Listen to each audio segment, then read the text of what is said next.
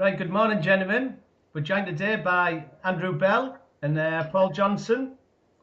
We're going to cover Greatland Gold, GGP, and hopefully we'll touch on Red Rock Resources as well.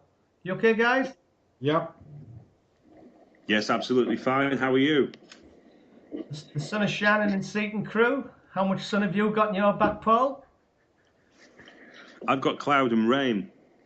Really? Yeah, but it's 38 degrees as well, if that helps.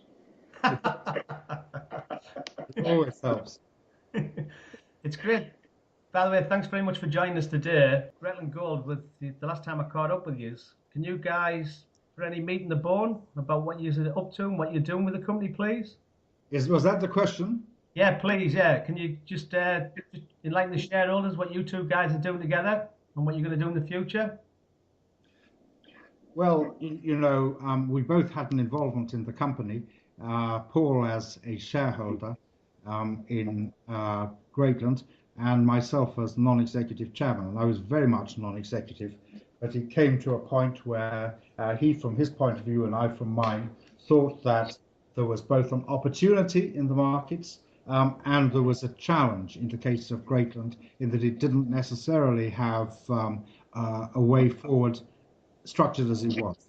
And so I approached Paul, and he put forward a proposal which has come to pass. Paul.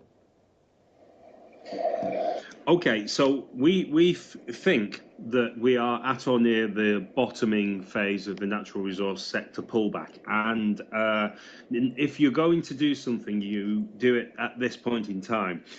So a restructuring of the company, followed up by a full review of the company's existing operations, which is just good, prudent practice to enable us to focus the company's resources on the current projects that have the most potential, whilst at the same time examining, considering, reviewing a whole heap of other opportunities that could bring one or more material opportunities into the company at the bottom of the market. You have to remember that Greatland now is a company that has no debt. It has a clean vehicle. It has approaching £1 million worth of cash. And it really is all set with the right motivations and the right hard work and determination behind it. It is all set to be a success. So we're currently working actively on various initiatives within the business, and hopefully we can come back to market and give a little bit more information, maybe even answer that question that you've just asked in a bit more detail soon.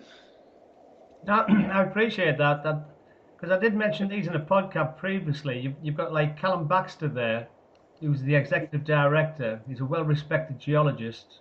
Then you've got Alex Borelli, the non-executive director, who's part of the Metal Tiger team. So, and you, obviously, you two guys. So it just looks a very interesting play for the future. Yes, there's a lot of people giving a lot of attention and focus on how to move this forward. I'm just looking at your market cap today. I know you guys probably don't pay no attention to it, but it's 3.994 million at the moment, and it just looks like there's a lot of interest in the company right now. Private investors are picking up on it. Yeah, and I mean, I've got no right to speak for Paul, but even in Metal Tiger, Paul is not the largest management shareholder, whereas if you look at Greatland, he is. So he's obviously planning to put some focus on developing this company. Yeah, Paul? Yeah, well, obviously, the main drive of the business has to be for the shareholders as a whole. Yeah. It's not about any individual shareholder management or otherwise. It always helps if you have the additional motivation of having shares in the company. And what Greatland does have is a board that all have a material position in the company to varying degrees. So as a group of people, the four of us are very keen on making positive progress in this market. Now, what you have to remember is that in the recovery phase of a natural resource in the natural resource sector. When the market engages with your stock, when awareness increases, when you start to do a few things that people will respect, and that includes restructuring management, refinancing the business, 2 steps that we've done already, start to properly focus on the projects that really can make a difference for shareholders and add material value, and then start to bring things into the company, into the wrapper, that can make a big difference. And we're not talking about journeyman projects here. We're talking about the kind of opportunities that can only really be acquired at the bottom of the market, that can add tremendous value if they go reasonably well. And that's what we're trying to do. And we want to make a difference for the Greatland shareholders who have held for quite some time and haven't seen the returns, mainly, in fairness, because the market's been so poor, but also because perhaps the business could have done with a little bit more strategic refocusing in the last few years. If we can get those shareholders some of their value back, that will be a great positive move for us. And then we have a whole new range of shareholders who have recently engaged with the story, and we want to make them money too at the same time. So it's very exciting, we're very driven, and we intend to move this company forward as fast as we can and as far as we can. Just to pick up on that, you guys are not taking those salaries, as far as I'm aware. You're just taking share issues in the company, Andrew? Yeah, mostly just shares. And I think that aligns us even further with the shareholders. So we have the options that require very good performance to vest. We have the salary taken as shares, and we have our own shareholders that we paid real hard, real hard cash for. And so we're really dedicated to making this company progress. And I think it was run, quite conservatively in the downturn for a number of years. It kept cash. It didn't try too much, and that really worked and kept the value up till quite recently. But there's been a crumbling in the last stages of the bear market, as there often is.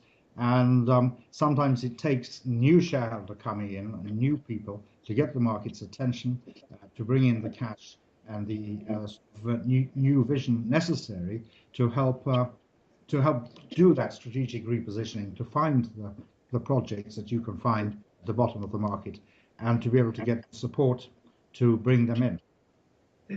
I don't like to keep referring back to Metal Tiger, but since I've got Paul Johnson on the line, I've got to say this. You've got the Willy Wonka tickets, the golden tickets. You've got the warrants in GGP, Paul? We've got the shares, and obviously because Alex Borelli and I are on the board, that means that it's sticky shareholding. We have to make it progress. You can't really sell your shares when you're on the board of a company as a director. You have to make it work. We have the warrants as well, which give us further upside. Our holding in Greatland Gold through Metal Tiger is around $1 million or so, US dollars. So it's a fair old value. And if we make this work and drive this market cap and share price higher, then obviously the return for Metal Tiger shareholders will be fabulous.